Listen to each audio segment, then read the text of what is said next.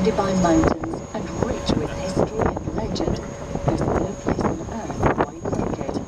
Deep enough to hold London's BT Tower and still have room to spare, it's the largest freshwater body of water in the UK.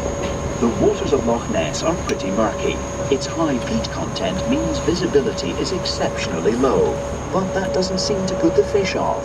You can find salmon, sea trout, eels, Arctic char, brown trout and ferox trout here. And on a good day, you might even land a pike. The largest fish caught to date was almost 32 pounds. What put Loch Ness on the world map was the sighting of a strange creature, now known as the Loch Ness Monster, or affectionately, Nessie, and who was captured in the public's imagination. First reported sighting in 565 AD, when St. Columba is said to have summoned the water monster in the River Ness and sent it packing. Since then, more than 1,000 sightings have been logged. The first modern-day one happened on the 2nd of May 1933, when a Mr. and Mrs. John White told the locals that they'd seen an enormous animal moving in the plunging water surface. Word of their sighting spread, and soon Nessie was in demand, with rewards of up to £20,000 being offered for its capture. Over the years, there have been many more reported sightings and a number of scientific studies, all of which have done nothing to solve the mystery.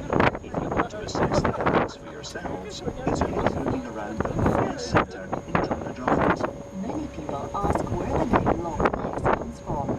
It's more than likely its origins are in the Norse word Ness, which means headland. But one ancient legend suggests an alternative explanation. Hundreds of years ago, there was a well in the Great Glen, which had been blessed by Davy the Druid. He said its waters had the power to cure all diseases, but only if a stone was placed back over the well each time it was used. If that wasn't done, the Druid warned, the land would be ruined. Then one day along came a young mother. Her baby began to cry, and understandably distracted, the mother forgot to put the stone back over the well when she finished drawing water. The well rose up and flooded the entire valley. As people ran for their lives to the hills, they could be heard crying Talach Nishan, which in Gaelic means there is a loch. And if you believe it, that's where the name came from.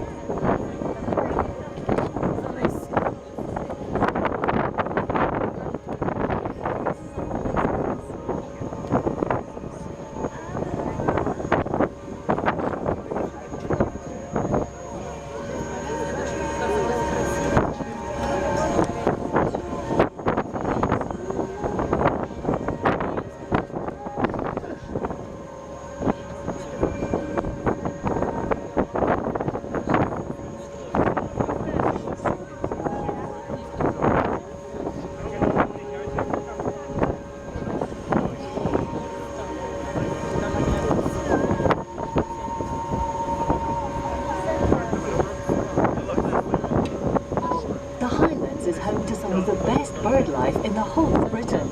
And you can spot some of it right here on Loch Ness. If you keep your eyes open, you might just see some of the magnificent birds of prey that live around these waters. The red kite is one of these. Once persecuted to the edge of extinction, kites are now starting to make a comeback in some parts of the British Isles. With its distinctive forked tail and brownish-red colouring, the red kite is becoming a common sight on the loch. You might also spot hen harriers, buzzards, and during the spring and summer months, the osprey. Like the red kite, osprey numbers had dropped to dangerously low levels, but here in the Highlands, they've been successfully reintroduced. Fish make up the bulk of its diet, and watching an osprey making a kill, as you just might, is one of nature's most spectacular sights. On the water, there are plenty of wildfowl to be seen. Mallard are probably the most common, but you should also expect to see waterhens, mute swans, heron, cormorants, goldeneye, tufted duck, and red-breasted mergansers. There are more birds to be seen and heard in the woodlands surrounding the loch. Here you'll find the missel thrush, a bird that struggles in some areas of England, but which is doing well here in the Highlands. Chaffinches, bullfinches, siskins, great tits, blue tits, cold tits, robin, and, if your eyesight's good enough, the tiny wren.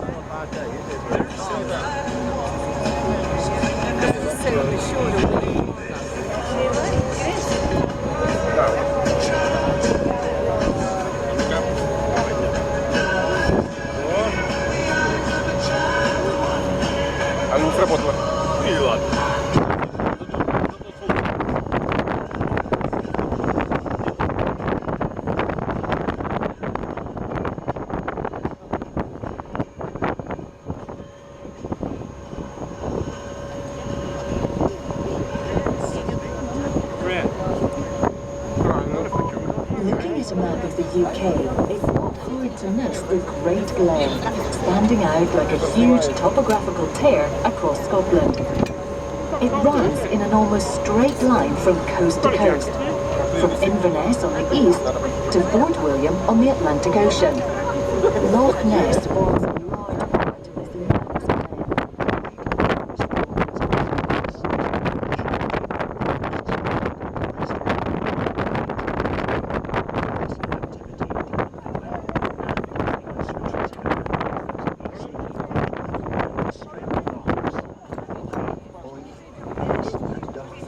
The Great Glen dramatically dissects the Scottish Highlands, but quite why this massive division happened continues to puzzle geologists. The widely held view is that the Great Glen Fault is a long, strike-slip fault that runs the entire length of the valley. The reason many geologists and scientists take this view is because of the straightness of the fault, the shattered rocks on both sides, and similarities between granite found at Foyers, just above Loch Ness, and Strontian on the Fort William side.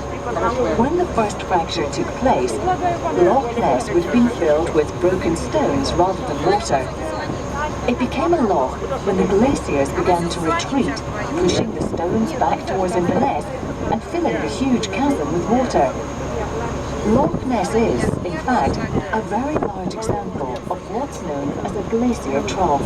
There's another strong theory that Loch Ness was at one time a saltwater loch, but the large deposits of sand and gravel, which the glaciers left in their wake, eventually blocked up the Inverness end of the loch, acting like a large plug, and Loch Ness became a freshwater lake.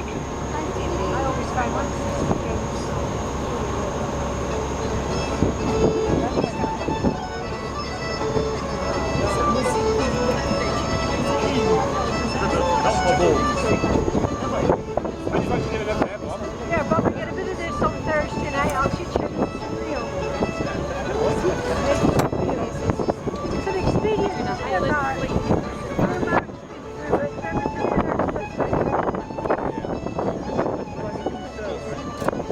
to be sober to do it.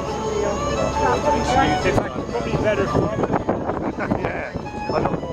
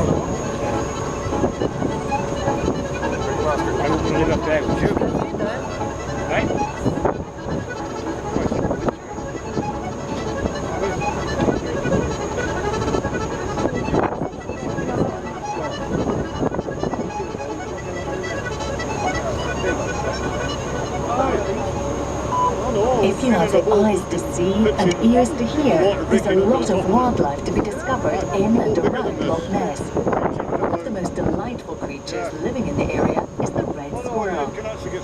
Rusty red in colour, they're an incredibly nimble creature whose short front legs and long hind legs mean it's ideally built for leaping. Another creature you might just catch a glimpse of is an elusive pine marten.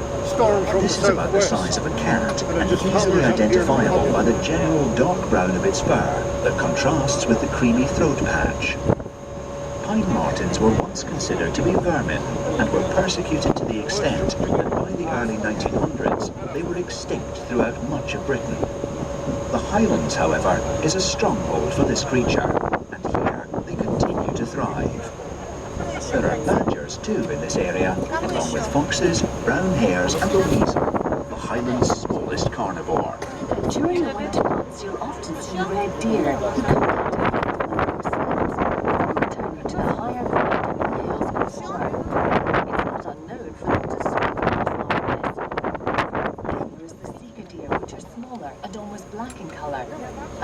smaller roe deer, more grey-brown in colour, which are common along the banks of the canal and in the grounds around Dockford House.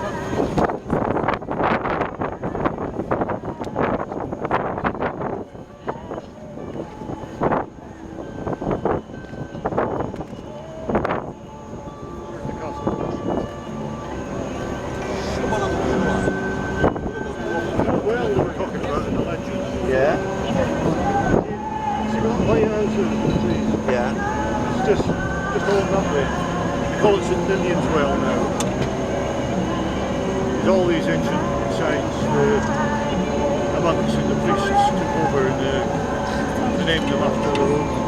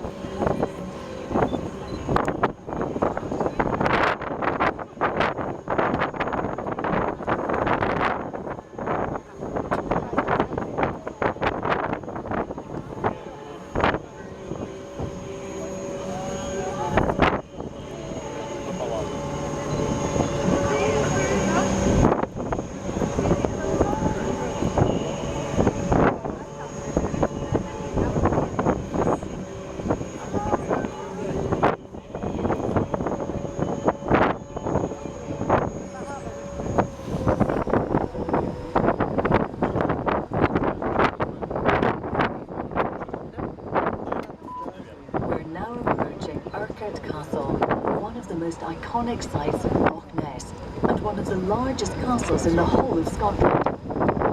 There is a belief that the castle stands on the site of an ancient Pictish fort that was visited by St. Columba in 565 AD. While that assumption has been hard to prove, there's no doubt the strategic importance of this site from which to control both the Great Glen and northern Scotland. There's been a castle on this site since the 13th century, when there was a rebellion by the people of Moray against King Alexander II. The king quickly quashed the uprising, named his son-in-law, Alf Durward, the Lordship of Urquhart, and soon established a stronghold in the area by building the castle.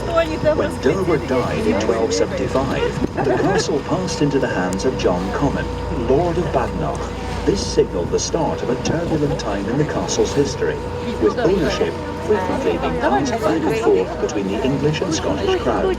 The last battle to be fought at Urquhart Castle was in 1689, when a small garrison of men who supported the Protestant monarchy of William and Mary managed to see off a much larger Jacobite force. Later that same year, as the garrison left the castle, they set fire to it in a final act of desperation to prevent it falling into Jacobite hands. But even in its ruinous state, Urquhart Castle is still an impressive stronghold. Do